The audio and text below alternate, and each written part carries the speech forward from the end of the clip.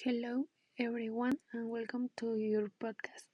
Today, we are going to talk about a topic that, allowed its date back thousands of years, still has echoes in your modern life.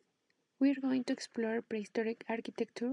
To talk about this, I have with me two experts: West, Mariana, an architect and historian, and Carlos, an archaeologist specialist in ancient civilization. Welcome, guys. How are you? Hello, I am delighted to be here and to be able to talk about how the art of building began and how this also marked the beginning of something much bigger for humanity. Hello to both of you. Very happy to be on this episode and above all to explore how this every distance architecture can be key to understand our history as a society. Let's start. Let's talk a little about what is meant by prehistoric architecture and why is so important. Why is it worth studying such ancient construction, Mariana? Well, prehistoric architecture is literally the foundation of everything that came after. These types of buildings were not just shelters, but also space of identity, place where the first stable communities began to form. As humans move from a nomadic lifestyle to a sedentary one, they needed places to were more than just functional. So here we see the first building that had symbolic and social meaning and the beginning of their architectures as form of collective expression. Exactly.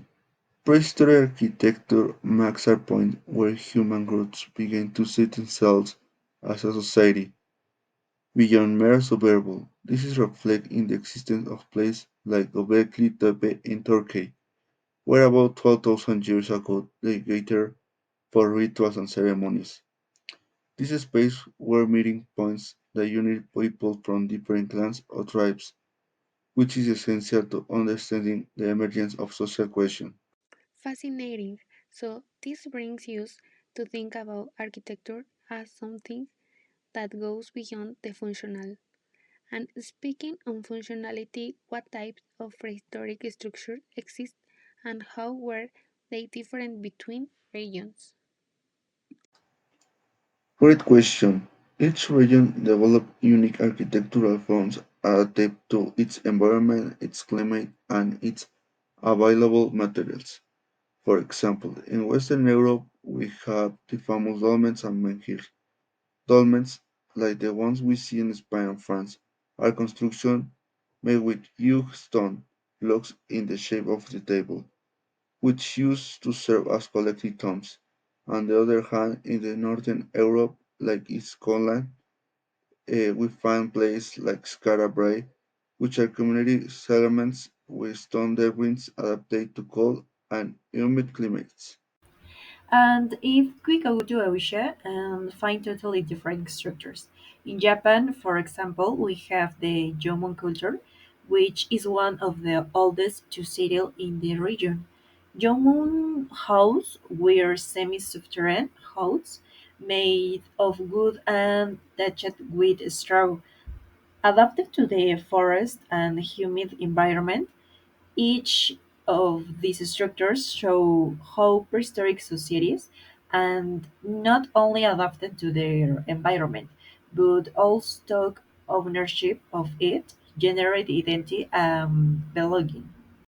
It's amazing how each region had its own style and its own way of adapting. And what role did symbolism play in all this construction? Because I've heard that many of these structures were not simply places to live or meet, but also had a cultural or spiritual meaning, right? That's right. An excellent example is Stonehenge in England, a megalithic monument where we see huge stone aligned in a way that coincides with the sunrise on the summer solstice. This suggests that the people who built in the wanted mark certain times of the year, probably for spiritual and astronomical reasons. But Stonehenge is just one example. Many of megalithic tombs, such as a dolmen, face east towards the rising sun, which could symbolize rebirth or belief in the life after death. We can all see symbolisms and the decoration and carvings.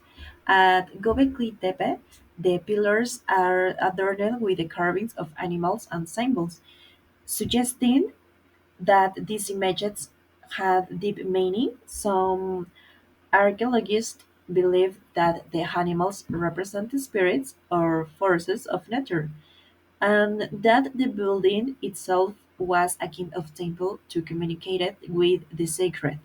Prehistoric architecture then not only created a physical shelter, but also a spiritual shelter, a space that connected people to the environment and to something more transcendent. And it never ceases to amaze me that they managed to build these structures without the tools we have today. What were some of techniques they used? Yes, it's certainly impressive with our modern tombs. This society developed very ingenious techniques. To move the stone blocks, they probably used levers, rams, and wooden rollers. Despite not having machinery, they managed to move stone weight up to 40 tons. This is particularly interesting in a place like the Karnak Monument in France, where there are hundreds of menhirs lined up for miles.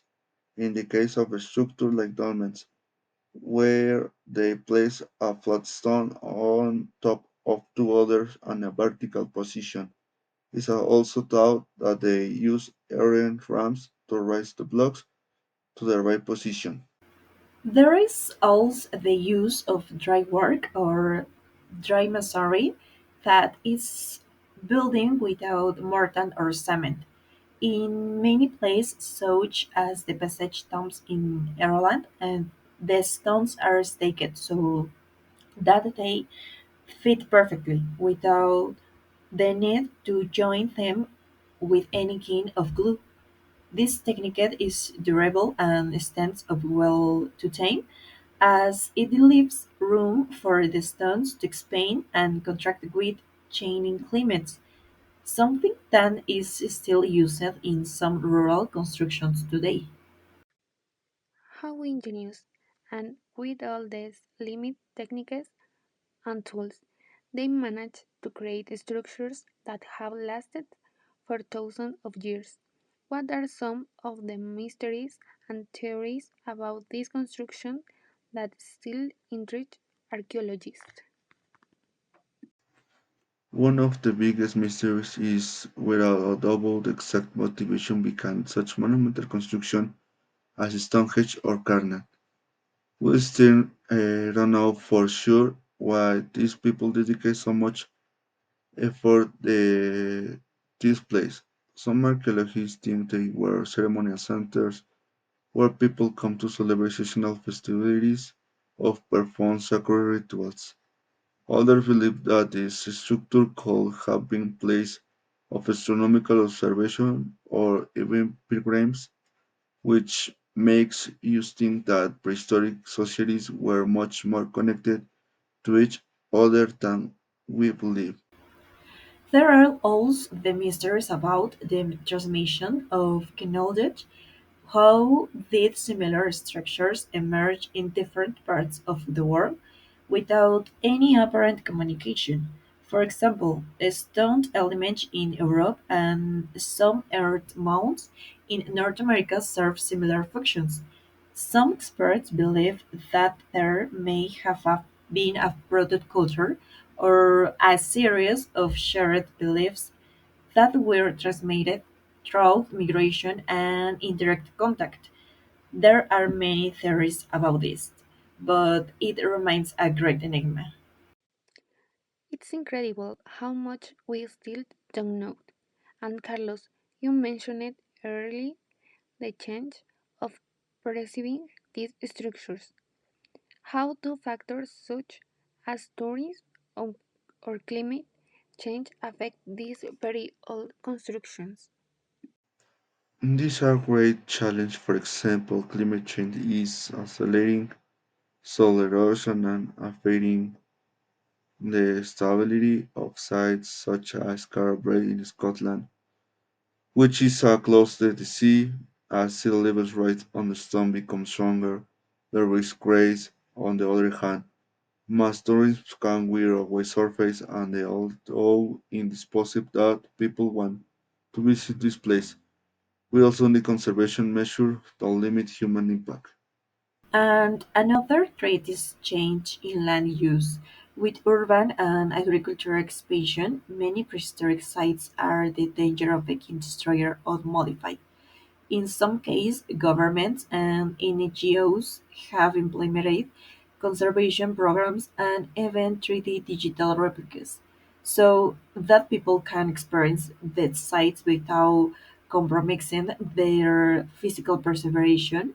This helps you find a balance between the need to preserve and the importance of people being able to learn about and value this cultural heritage. It's good to know that measures are being taken to preserve these seeds. Even though the changes are great. Well, you said that modern architects have a lot to learn from this ancient construction. Definitely, prehistoric architecture teaches us about the use of local material, sustainability, and how to work with the environment instead of completely modifying it, and also about the value of durability. This construction tells us about a long-term vision, something we need in our city today. And not only that, I think that today we can learn from how these early societies created a space to foster social cohesion.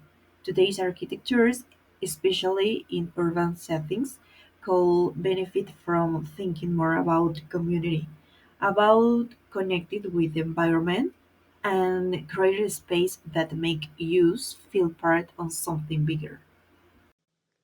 What a great insight. Mariana, you guys have really got me thinking about how depth this topic is and how these ancient monuments still speak to us. Thanks for going us today and sharing your knowledge. Thanks to you, it's always a pleasure to talk about how our architectural roots continue to experience use. Thanks. Thank you, Edna. I hope you all enjoyed the journey through these ancient buildings as much as we did. That's how we end today's episode. Thank you all for listening. Don't forget to subscribe, share, and if you can, visit an archaeologist site near you. Until next time.